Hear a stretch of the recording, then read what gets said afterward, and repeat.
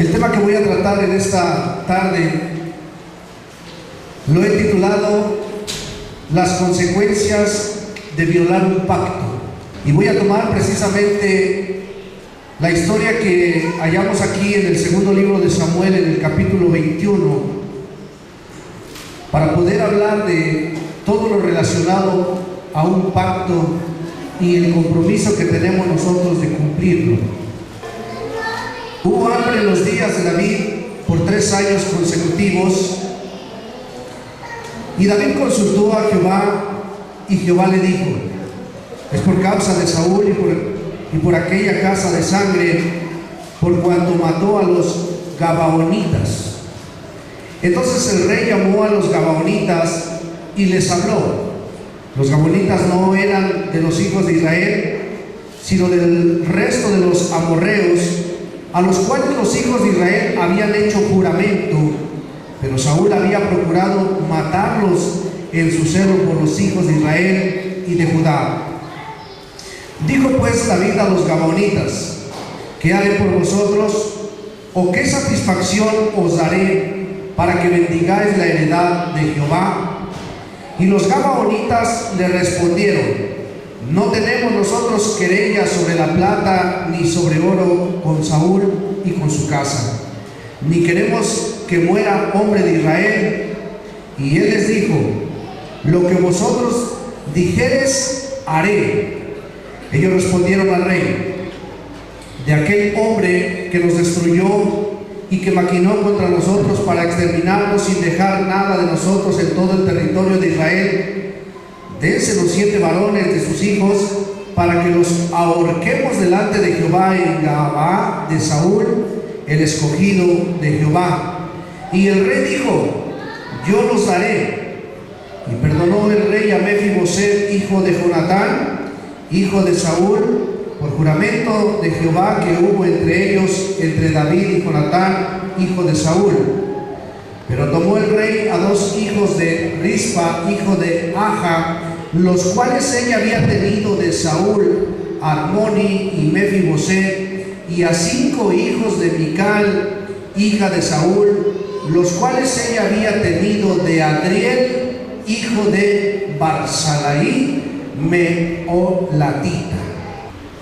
Muchas familias hoy en día están viviendo las consecuencias precisamente de haber violado un pacto, y lo peor de todo es que no lo saben. Creo que es tiempo de dejar de vivir consecuencias y comenzar a vivir en bendición de Dios. Dios desea que nosotros seamos bendecidos. De hecho, nos ha llamado para heredar bendición. Así que muchas personas están viviendo precisamente las consecuencias de haber violado un pacto. Quiero decirte en esta tarde que vivir fuera de la gracia de Cristo es muy difícil. Muchas de las veces una vida sin Cristo es dolorosa y también es incierta. Existen muchas interrogantes cuando tú no conoces a Dios. Te preguntas por qué el hambre, por qué el dolor, por qué el sufrimiento, por qué los problemas en las familias. Porque vivir sin Cristo es carecer precisamente de un propósito. Tengo 42 años de vida y 23 años estuve sin Dios. No conocía su propósito, no conocía sus caminos, no conocía su palabra. Así que bueno, pues llevo ya casi los mismos años de haber conocido su voluntad. Entonces puedo hablarte precisamente lo que es vivir sin Cristo y lo que es vivir dentro de la gracia de Dios y conociendo sus caminos. Podría decir entonces en pocas palabras que la mitad de mi vida se vivió sin dirección y sin propósito, y la otra mitad de mi vida ha encontrado una dirección y una meta hacia dónde tengo que dirigirme. Puedo decir entonces concretamente que conocer a Dios es conocer el propósito de tu existencia en esta tierra. El mensaje que estoy dando en esta tarde,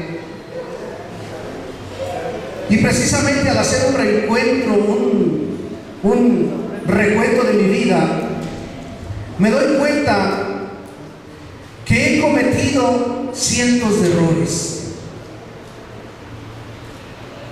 Que he cometido errores sin conocer a Dios, errores muy fuertes, sin Cristo, pero que también al conocer al Señor sigo cometiendo cientos de errores, fallas. Y que de verdad se lo digo con todo mi corazón, no debería estar aquí. Pero la pregunta que me hice es, si he cometido tantos errores, ¿por qué no he muerto? ¿Por qué seguimos estando de pie a pesar de los errores que cometemos día con día, minuto tras minuto? Y quiero decirte una verdad maravillosa, que el propósito que Dios tiene con cada persona es mayor que los cientos de errores que podamos llegar a cometer. Es que Dios tiene un plan, un propósito con nosotros grande y maravilloso, y Dios no se va a detener hasta cumplirlo, porque seamos sinceros, usted y yo ya no deberíamos estar de pie.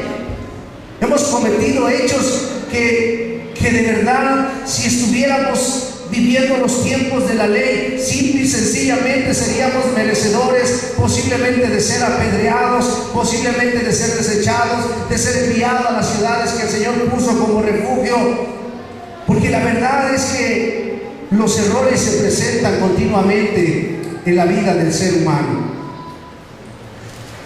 Desafortunadamente puedo decir que ante los problemas que viven las familias, las personas, muchos de ellos no saben qué hacer.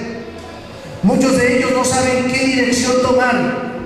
No saben cómo presentarse ante un problema familiar, ante una temporada de crisis económica, ante inclusive una racha de enfermedad.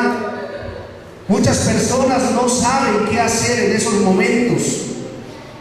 Otras más desconocen por completo el motivo, el por qué tantos obstáculos, el por qué generación tras generación la situación no cambia en la familia. Y cuando tú das una vuelta hacia atrás, miras hacia el pasado, te das cuenta que toda una generación ha vivido de la misma manera. Y tanta gente no encuentra precisamente la salida. Hoy es muy común escuchar preguntas, por ejemplo, ¿por qué a mí? ¿Por qué a mí me sucede todo eso? Preguntas, por ejemplo, ¿por qué me está castigando Dios? ¿O qué mal he hecho yo para vivir esto? Eso es lo que tú escuchas. ¿Por qué? Porque la gente desconoce por completo las Escrituras. Hoy quiero enseñarte a través de esta historia que violar un pacto trae consecuencias. Sin embargo, que hay una solución que Dios ha provisto para que volvamos a tener cada día y cada instante las tantas bendiciones maravillosas de Dios a nuestra vida. Aquí he comenzado con esta historia y con este relato que para mí fue sumamente impactante al adentrarme y al escudriñar versículo por versículo y ver la profundidad que hallamos aquí y las enseñanzas que nosotros podemos tomar de esto que el Espíritu Santo registró para bien de nuestra vida, para bien de nosotros. Dice la Biblia aquí en el segundo libro de Samuel, capítulo 21, versículo 1, pon atención. Dice que hubo hambre en los días de David por 3 años consecutivos. ¿Cuántos años? 3 años consecutivos. Y dice que David consultó a Jehová. 3 años consecutivos en los cuales dice que hubo hambre, y después de esos 3 años dice que David consultó a Jehová. La pregunta que yo me hice es ¿por qué? ¿Por qué 3 años? ¿Por qué después de 3 años de hambre David consulta a Jehová? ¿Por qué David no consultó a Jehová el primer año? ¿Por qué no consultó a Jehová el segundo año? ¿Por qué al tercer año? Y entonces si David no consulta a Jehová, ¿pudo haber más años de hambre? ¿Por qué? ¿Por qué hasta los 3 años? ¿Por qué no inmediatamente? ¿Cuántas de las veces la situación es parecida a la nuestra? Porque ves una situación difícil y no consultas a Dios, simplemente la ignoras, simplemente dices, yo creo que es normal lo que vivimos. Pero aquí vemos que dice que David consultó a Jehová después de 3 años.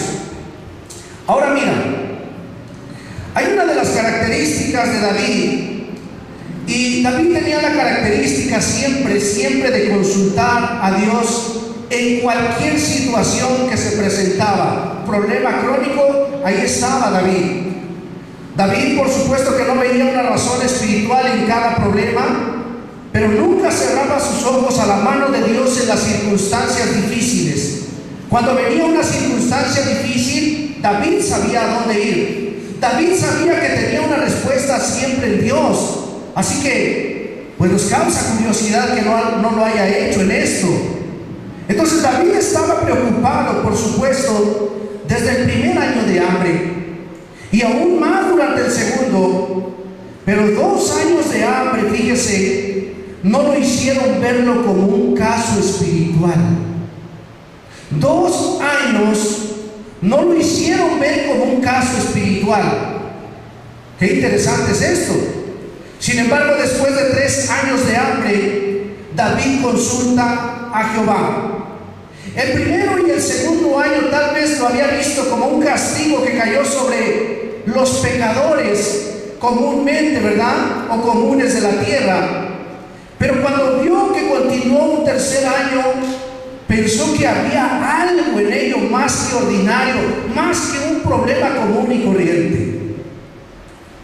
En pocas palabras, se detuvo por unos momentos David y dijo, algo no está bien.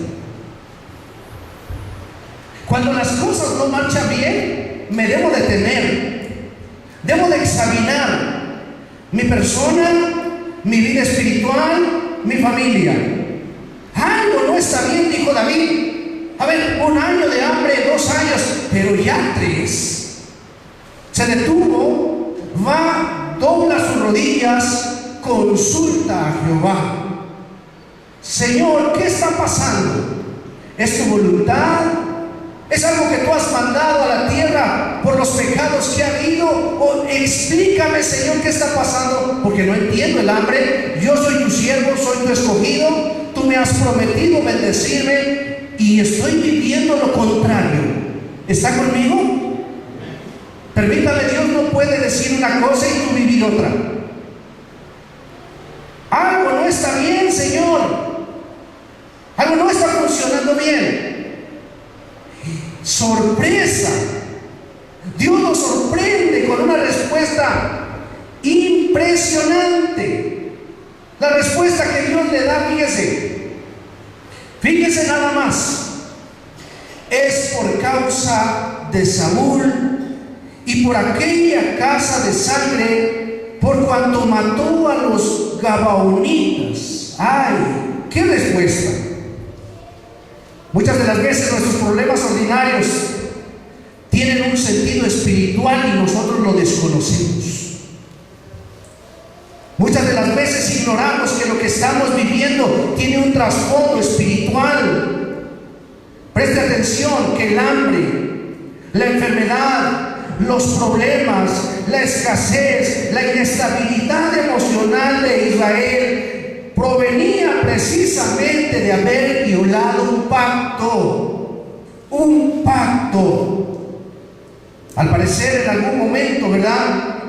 Saúl había matado, precisamente había hecho una matazón contra esta gente de los gabaonitas.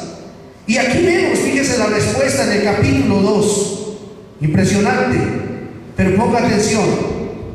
Desde el versículo 1 lo hemos leído. Es por causa de Saúl y por aquella casa de sangre, por cuanto mató a los gabaonitas.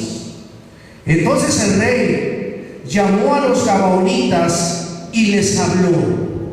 A mí me gusta esta parte de David. ¿Saben por qué? Porque él identifica que hubo una falta, que hubo una falla, que se violó un pacto y que ese pacto trajo consecuencias, pero yo veo a un David arrepentido. Cuando hay arrepentimiento se reconoce el error, la falla.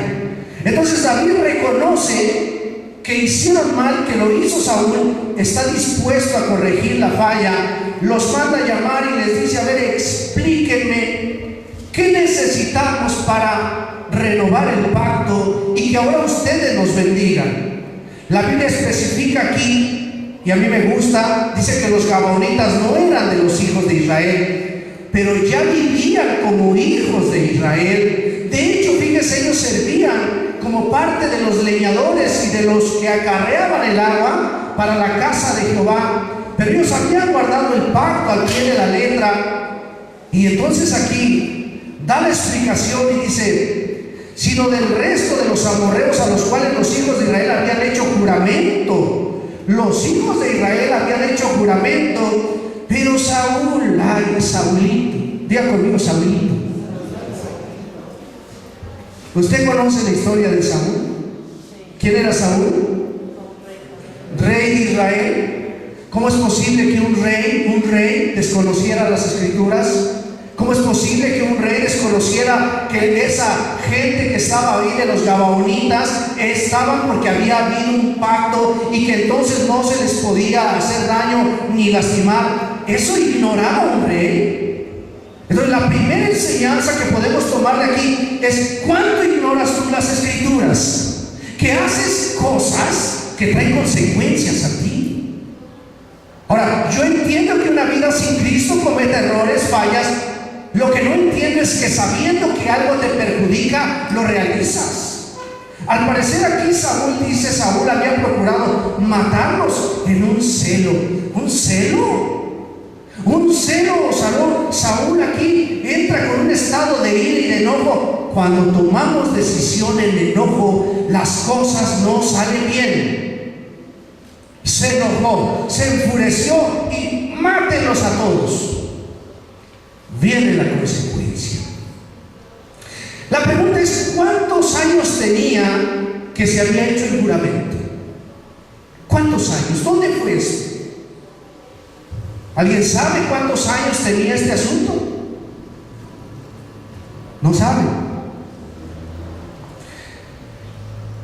Vamos por favor al libro de Josué. Este asunto de juramento tenía 400 años. ¿Cuántos? 400 años. 400 años ya pasó que prometimos. Ya hasta se nos olvidó lo que prometimos. Fíjese que el hombre es muy dado a olvidar lo que promete a Dios o lo que promete a otra gente. Pero llévate una verdad: Dios no. Habían pasado 400 años y el pacto seguía ¿qué? Vigente. Porque tenemos un Dios de todos los tiempos y de todas las edades. ¿Qué sucedió 400 años antes? Bueno, pues sucedió que Josué comienza la conquista. Usted ya sabe la historia. Comienza Dios, le da la indicación de que tiene que comenzar a conquistar la tierra. Así que la primera ciudad que tenía que derribar era Jericó. Usted conoce la historia, dieron vueltas a Jericó, gritaron y se vinieron abajo. ¿Qué? Las murallas se vienen abajo. Entonces Israel sigue avanzando, después se encuentra una ciudad más pequeña llamada Ai, y bueno, pues también la desaparece. Pusieron emboscada, van, destruyen Ai. Y entonces cuando los moradores de la tierra de ahí se enteran de todo lo que estaba pasando, se comienzan a unir y dicen: vamos a luchar juntos contra Josué e Israel, vamos a pelear, porque si no nos va a alcanzar y nos va a destruir. Entonces aquí en el capítulo 9 encontramos esta historia, y en el versículo número 3 nos habla, fíjese, dice: mas los moradores de Gabaón, cuando oyeron lo que Josué había hecho a Jericó y a Ai, usaron de astucia. ¿Qué usaron? ¿Qué usaron? O sea que hay gente astuta, ¿sí o no? Porque te vas a encontrar con gente astuta, que te va a querer sorprender. Estos llegan vestidos de oveja, pero son lobos rapaces, o llevan malas intenciones. Por eso tienes que estar alerta, porque dice que estos hombres eran astutos, tenían una característica, y como no, los demás reyes se unieron para pelear, y ellos dijeron: ¿qué hacemos? Usaron de astucia.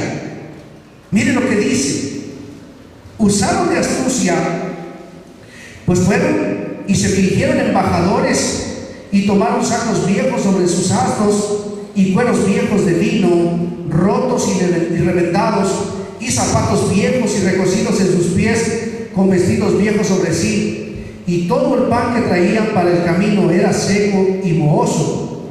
Y vinieron a Josué al campamento en Gilgal, y le dijeron a él y a todos los de Israel: nosotros venimos de la tierra muy lejana, haced pues ahora alianza con nosotros. Y los de Israel respondieron a los heveos: quizá habitáis en medio de nosotros, ¿cómo pues podremos hacer alianza con vosotros? Miren nada más aquí la pregunta que les hace. O sea, Israel estaba consciente, Josué estaba consciente que ellos no debían hacer alianza con ninguna, fíjese, nación de las que se encontraban en la tierra de Canaán. Estaba prohibido por Dios hacer alianza. Dios se los prohibió. Cuando ellos vienen de Egipto, precisamente en el libro del Éxodo, y cuando dice que el Señor se molestó con ellos, les dijo: yo no voy a subir con ustedes, les voy a enviar a mi ángel, los voy a bendecir, entre ustedes no va a haber escasez, no va a haber estéril, yo les voy a entregar la ciudad, las tierras, solamente les voy a dar una condición. Éxodo, capítulo 23.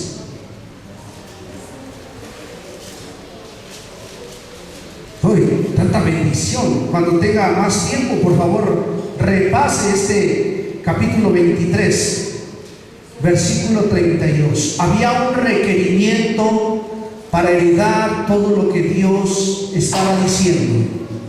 Había un requerimiento.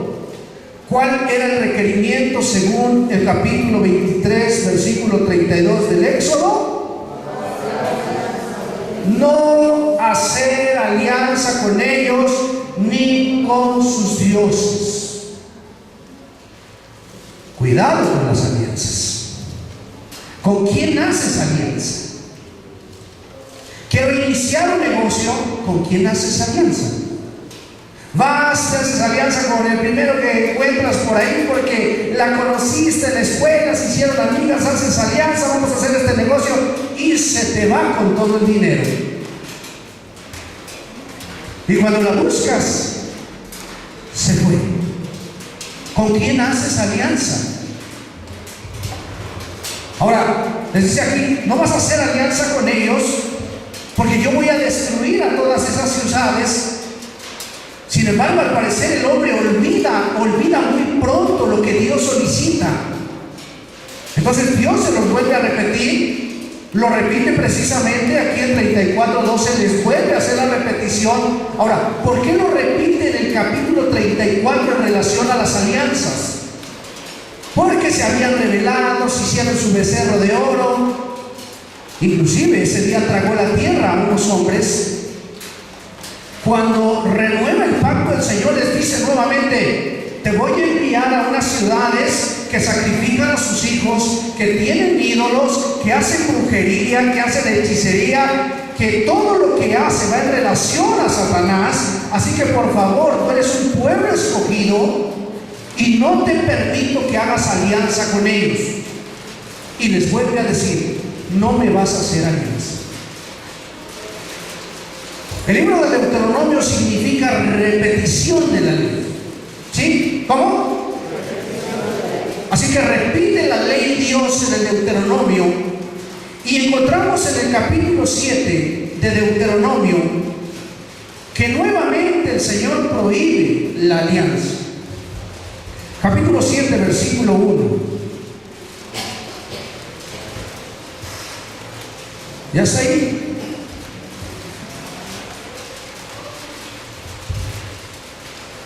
Cuando Jehová tu Dios te haya introducido en la tierra en la cual entras para tomarla, y haya echado delante de ti a muchas naciones, al Eteo, al Gergeseo, al Amorreo, al Cananeo, al Fereceo, al Heveo y al Jebuseo y a todos los feos, 7 naciones mayores y más poderosas que tú, y Jehová tu Dios te haya entregado delante de ti y las hayas derrotado, las destruirás del todo. No harás con ellas alianza, ni tendrás de ellas misericordia. ¡Qué barbaridad! ¡Qué palabra tan fuerte está dando aquí el Señor! Pero lo que me gusta es que el Señor es muy claro en lo que habla. A veces queremos que el Señor saque sus manzanitas y nos explique: ay, Señor, ¿qué es alianza? Y que el Señor les hubiera dicho: van a llegar unos hombres, se van a disfrazar, los van a engañar y ustedes van a hacer alianza. El Señor ya sabía de la torpeza que tenía su mismo pueblo. Se lo repite 3 veces: no vas a hacer alianza. Y todavía preguntan aquí en el pasaje que leímos: ¿cómo pues vamos a hacer alianza con ustedes? El Señor es claro, clarísimo. Y cuando el Señor dice algo, precisamente conocer y escudriñar las Escrituras quiere decir que profundices y que ahondes lo que quiere decir con ello. Pero mira, versículo 3. ¿Quiere que sigamos leyendo o ahí le dejamos? Si hay jóvenes, tápense los oídos. Si hay jóvenes o no. Y no emparentarás con ellas. ¿No qué? No te vas a hacer de compadre, comadre, ¿qué te parece si te doy mi hija? No darás su hija a su hijo, ni tomarás a su hija para tu hijo, porque desviará a tu hijo en pos de mí y servirán a dioses ajenos. Y aquí viene el violar un pacto. Dice: y el furor de Jehová se encenderá sobre vosotros y te voy a destruir pronto. Mire, usted y yo somos los responsables de platicar seriamente con nuestros hijos, porque en un matrimonio se unen 2 culturas, se unen 2 pensamientos, costumbres y todo. Así que por un lado están la gente que ama a Dios, que toma su palabra, que la lee. Por otro lado está la gente que aborrece la palabra. ¿Cómo pues se pueden unir? Permítanme. Yo le hablaba de 23 años perdidos. Tenía más de 100 dioses, yo creo. ¿Qué comunión dice tiene la luz? ¿Con qué? ¿Con las tinieblas? Jóvenes, yo les doy mi consejo, yo se los doy. Busca un hombre que te ame y que ame a Dios. Creo que son las 2 bases más importantes para unir un matrimonio: que se amen y que amen a Dios. Porque cuando esto no es así, entonces o el hombre o la mujer, cuando tú le digas vamos al templo, ¿qué crees que te va a decir? Si nunca ha pisado un templo, no sabe ni siquiera lo que es orar, nunca ha leído la Biblia. Vamos al templo. Él te va a decir: no, mejor vamos al carnaval. Entonces viene la lucha. Uno dice vamos al carnaval, es bueno. Otro dice vamos al templo, es bueno. Y comienza una guerra de ideologías, de pensamientos. Y esa fricción lastima, acaba precisamente. Uno de los 2 tiene que ganar, ¿está de acuerdo? O gana uno de los dos, o se rompe. Por eso el Señor es clarísimo con las alianzas.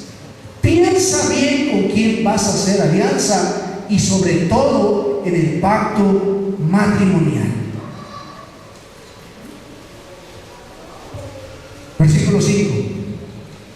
Mas así habéis de hacer con ellos: sus altares destruiréis, y quebraréis sus estatuas, y destruiréis sus imágenes de acera, y quemaréis sus esculturas en el fuego. Qué tarea, ¿no? ¿Verdad? ¿Era fácil? Volvamos por favor al capítulo 9 de Josué. Si tienen un separador, por favor pónganlo aquí en Samuel y en Josué y en Samuel, que son las dos partes que estamos estudiando. Entonces quiero que vean, y regresando al versículo 7 del capítulo 9 de Josué, Josué 7. ¿Podemos entender ahora este pasaje, sí o no? ¿Ya lo tiene Josué 9:7? Y los de Israel respondieron a los hebeos: quizá habitáis en medio de nosotros. ¿Por qué le dijeron eso? Porque a lo mejor son unos de los que viven aquí cerca, y el Señor nos dijo que vamos a destruir, vamos a quemar, no vamos a dejar nada, y aparte no podemos hacer alianza. ¿Cómo pues podemos hacer alianza con vosotros? Ellos respondieron a Josué con palabras muy bonitas, palabras dulces, magníficas, que muchas de las veces van a usar contigo con tal de hacer alianza. No hace mucho llegó una familia a la casa, si puedo decir una familia, pidiéndome un favor. Entonces, al verlos que llegaron a cierta hora, sobre todo, la importunidad, ¿verdad?, dice mucho, así va la Escritura. Llegan a temprana hora a pedir un favor, y veo la formalidad, y la verdad fue lo que me llevó a decir, bueno, pues adelante. Casi no lo hago por la experiencia que he llegado a tener, pero muchas de las veces todavía uno cede bajo el buen sentido del corazón, decir, bueno, pues a lo mejor tienen un problema. Se veían entonces tan formales, con palabras muy atractivas, dulces. Finalmente cedí, comprometiéndose ellos a restaurar lo que yo estaba haciendo en unos pocos días. Sin embargo, han pasado los meses y nada. Hoy me entero que es una forma en la que ellos actúan siempre. Entonces, cuidado, porque aquí vienen las palabras dulces, bonitas, que te enredan, las jovencitas: ay, eres una princesa, cuánto te amo, te prometo bajar las estrellas. Por poco les dicen: los aretes que tiene la luna los he reservado para hacerte un collar. ¿Sí han escuchado eso o no? Si no lo escucharon, ni modo. Pero dice aquí que ellos respondieron a Josué: nosotros, fíjese, somos tus siervos. Y Josué les dijo: ¿quiénes sois vosotros y de dónde venís? Y ellos respondieron: tus siervos han venido de tierra muy lejana. Suficiente. Yo digo, ¿por qué Josué no dijo, bueno, ¿y cuál es esa tierra lejana? ¿Cómo se llama? ¿Venimos de tierra lejana? Por causa del nombre de Jehová tu Dios, porque hemos oído su fama y todo lo que hizo en Egipto, y todo lo que hizo a los dos reyes de los amorreos que están en el otro lado del Jordán. Comenzó a levantarlo, a reconocerlo, a exaltarlo, a ponerlo en un lugar de preparación para enterrar el cuchillo. Las palabras halagadoras a veces traen un cuchillo detrás. ¿Sí está aquí? Cuidado. Cuando más te echen flores, detrás de eso hay un puñal.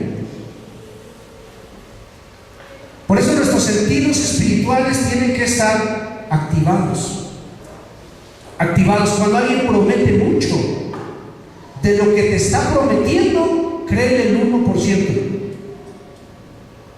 Porque a veces se habla mucho, pero detrás de ello hay una farsa.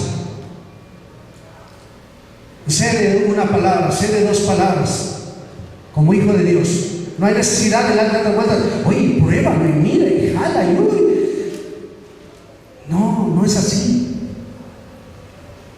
Porque aquí vemos todo esto. Comenzó a levantarlo a Sehón, rey de Hesbón, y a Og, rey de Basán, que estaba en Astarot. Por lo cual nuestros ancianos y todos los moradores de nuestra tierra nos dijeron: tomad de vuestras manos provisiones para ir al camino e ir al encuentro de ellos y decirles: nosotros somos vuestros siervos, haced ahora alianza con nosotros.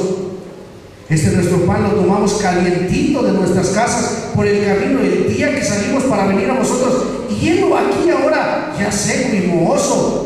Estos cueros de vino también los llenamos nuevos, helos aquí ya rotos. También estos nuestros vestidos y nuestros zapatos están ya viejos a causa de lo muy largo del camino. Y los hombres de Israel tomaron de las provisiones de ellos, y el error más grande que viene de la humanidad: no consultaron a Jehová. Y Josué hizo paz con ellos y celebró con ellos alianza, concediéndoles la vida, y también lo juraron los príncipes de la congregación. Ay, pasados 3 días después que hicieron alianza con ellos, oyeron que eran sus vecinos y que habitaban en medio de ellos, fíjense.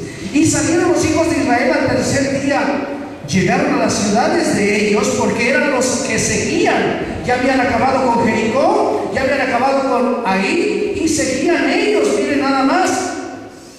Y sus ciudades eran Gabaón, Zafira, Berot y Kiriat Jearim.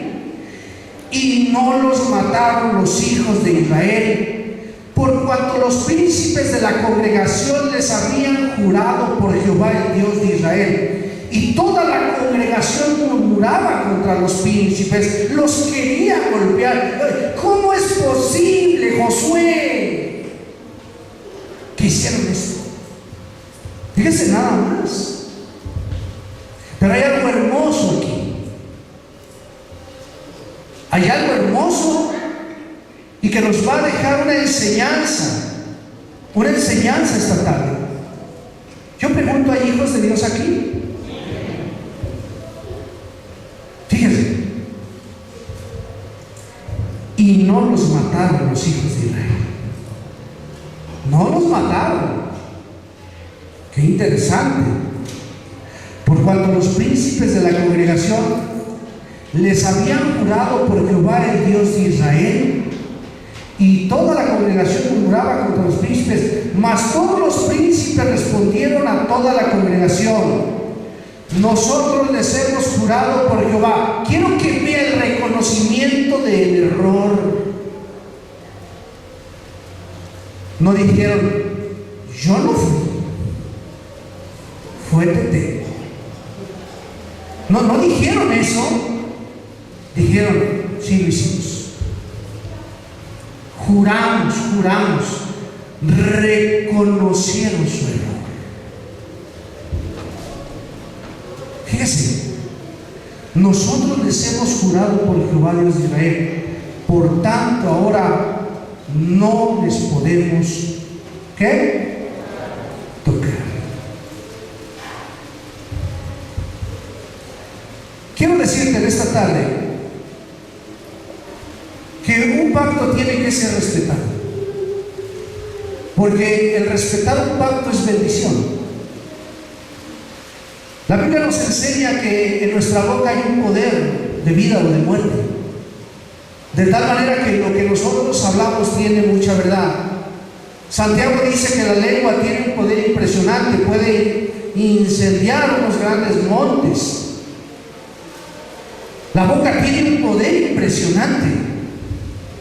El Hijo de Dios sabe cómo habla, ¿está de acuerdo? Sabe qué es lo que dice y sabe qué es lo que promete. Entonces tú y yo debemos de considerar cómo hablamos y nunca hablar a la ligera. Cuando tú a una persona le dices te amo, es porque estás consciente de lo que estás hablando. Sencillo. No se trata de darle tantas vueltas, porque un pacto se debe de respetar. Sin embargo, hoy en día la gente no le da valor a los pactos o a los compromisos. Yo le ponía el ejemplo, una persona que te da su palabra y te dice, préstame, de veras que el domingo te pago. ¿Qué debe hacer un hijo de Dios? ¿Qué debe hacer? Responder a su palabra. Usted hace un negocio, vamos a suponer, como le decía, usted va a vender un carro. Entonces usted se compromete a dichas cosas. Su palabra siempre debe de ser que cumplir, cumplir. Porque detrás del cumplimiento hay una bendición. En pocas palabras, usted y yo tenemos que ser gente, personas con una sola palabra, de una sola pieza. Aunque muchas de las veces eso aparentemente nos perjudique. Mire, qué tremendo.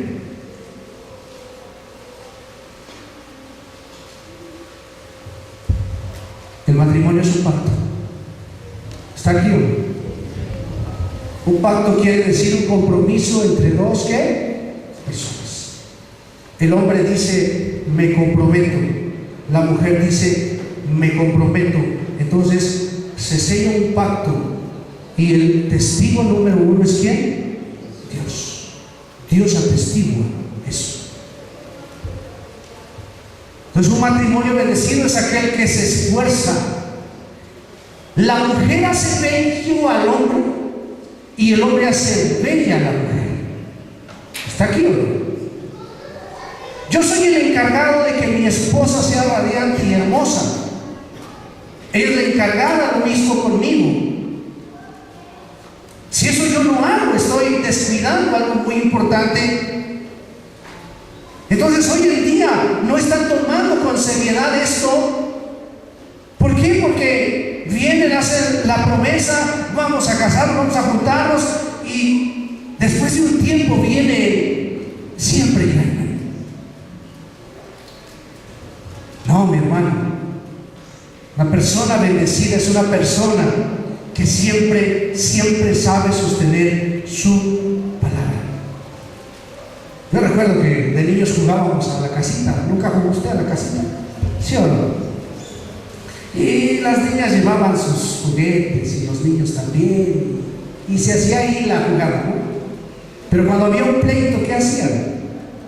Pues cada quien agarraba sus tacitas, sus muñecas y lo que haya llevado, y ya no juego. Hoy en día muchos matrimonios quieren agarrar sus muñecas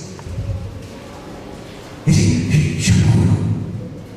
Eso me lo hubieras dicho cuando estaba joven y guapo, hermosa y bella, cuando no había hijos.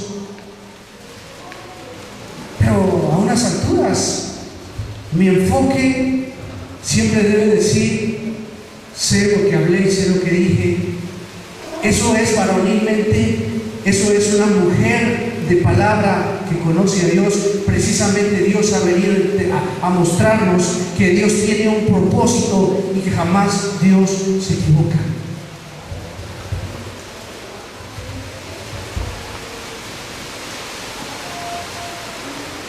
Ay, Dios.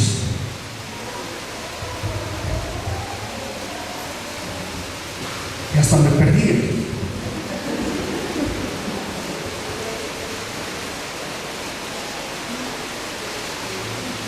Mira lo que dice el Salmo 15.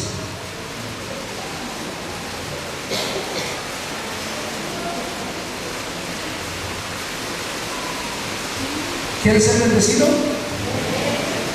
¿De verdad?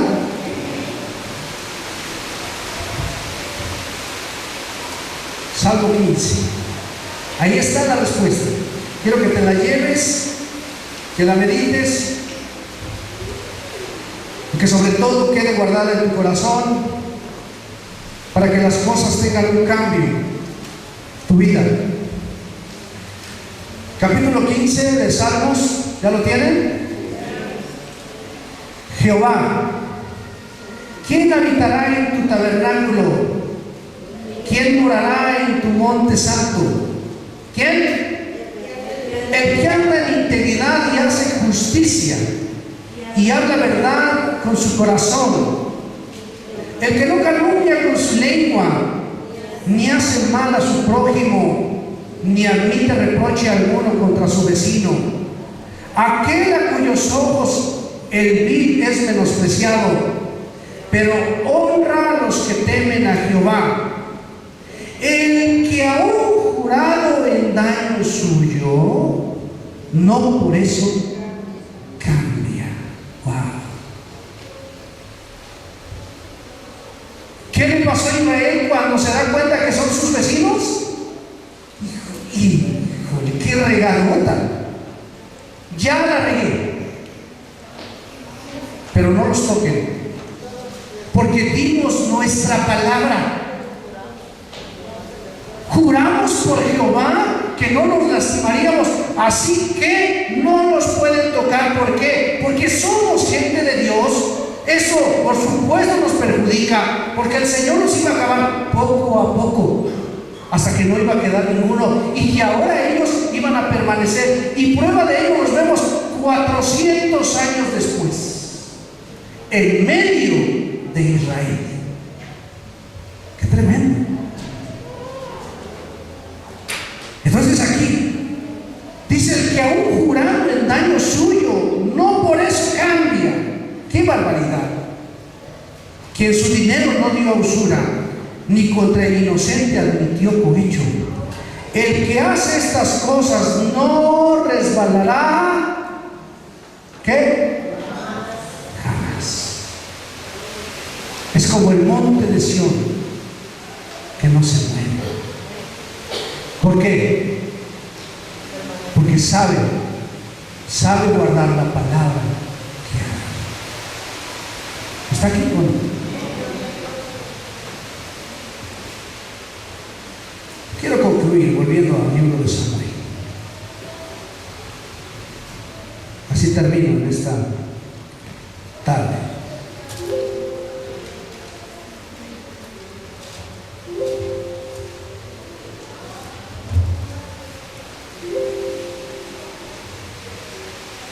¿Cuál fue la consecuencia de haber violado precisamente el pacto? Hubo hambre. Así que entonces fíjese, la consecuencia que precisamente tiene aquí es que hubo hambre. Cuando se da cuenta David de esto, dice que los mandó a llamar, les dijo: por favor vengan, ¿cómo podemos restituir esto? Los gabaonitas le dijeron: no queremos ni oro ni plata, no queremos nada de eso, tampoco queremos que muera nadie de Israel. Escogen los siete hijos de Saúl para que los ahorquemos en la plaza principal. Así que David le perdona la vida a Mefiboset, pero a los otros 7 hijos que había tenido Saúl los entregó y fueron colgados. Esos 7 hombres fueron hechos maldición, fíjense. Ellos llevaron la maldición de todo el mal que había hecho Saúl y de haber violado el pacto. ¿Quién llevó la maldición? Porque escrito estaba: maldito todo aquel que es colgado en un madero. Ay, ¿sabe quién llevó nuestra maldición? ¿Quién? Jesús fue colgado por nosotros. Yo no sé qué errores has tenido, yo he tenido, pero hay una esperanza. Cuando nosotros reconocemos el error, el Señor nos cambia. ¿Está aquí? Así que es un buen tiempo, porque dice aquí, y termina precisamente el libro de Samuel, en este pasaje, porque después de que son colgados, pues viene la lluvia y todo cambia. Y sepultaron los huesos de Saúl y los de su hijo Jonatán en la tierra de Benjamín, versículo 14, en Sela, en el sepulcro de Cis, su padre, e hicieron todo lo que el rey había mandado, y Dios fue propicio a la tierra después de ¿qué? De esto. Dios fue propicio.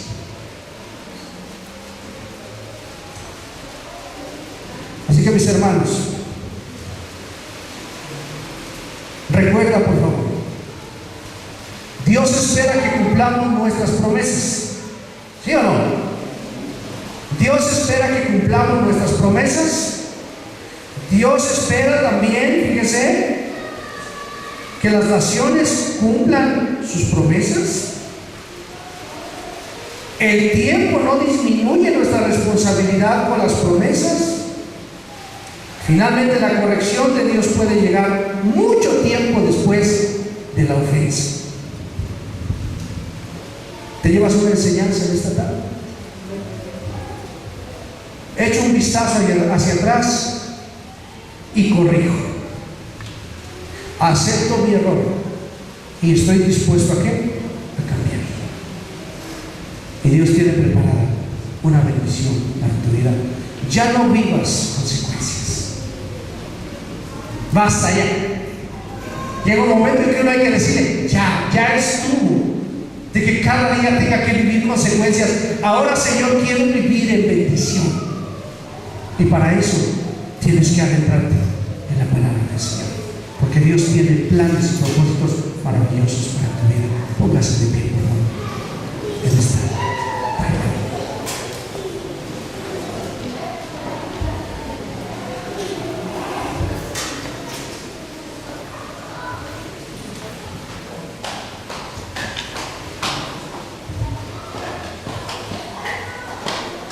Aquí vemos la historia de tres hombres, ¿verdad? Josué, Samuel y David. Josué y David se arrepintieron. Saúl nunca se arrepintió. Creo que es un buen tiempo para tomar un ejemplo de ellos y darle gracias a Dios. Levanta tus manos, por favor. Padre, muchas gracias te doy. Gracias por cada bendición y por cada oportunidad que tú nos das. Quiero pedirte, Señor, que en esta hora bendigas tú nuestra vida. Reconocemos nuestras fallas y nuestros errores. Reconocemos, Señor, que en algún momento de nuestra vida hemos pecado, pero estamos dispuestos, Señor, estamos dispuestos a reparar lo que nuestras decisiones o nuestras malas decisiones, Señor, provocaron. Gracias porque en esta tarde permites que tu iglesia, que tu pueblo escuchen tu palabra. Quiero pedir, Señor, que tu gracia y tu favor sea con nosotros, que nos muestres cada día, Señor, el camino que debemos tomar. Te bendecimos juntos como hermanos y te agradecemos tu presencia en medio de la alabanza, en medio, Señor, de la palabra. Te agradecemos, mi Dios. Te pido que lleves en paz a tu pueblo y en bendición. Que tu gracia sea en su trabajo, en su familia, en su vida espiritual, en todo lo que tus hijos realizan. Ahí siempre esté el sello y la aprobación de tu presencia, Señor. Ayúdanos para que cada día podamos ir de rodillas ante ti a consultar cuál es tu voluntad y qué es lo que quieres para nosotros, mi Señor. Muchísimas gracias te doy en esta tarde, en el nombre precioso y maravilloso de Cristo Jesús. Amén y amén, Señor.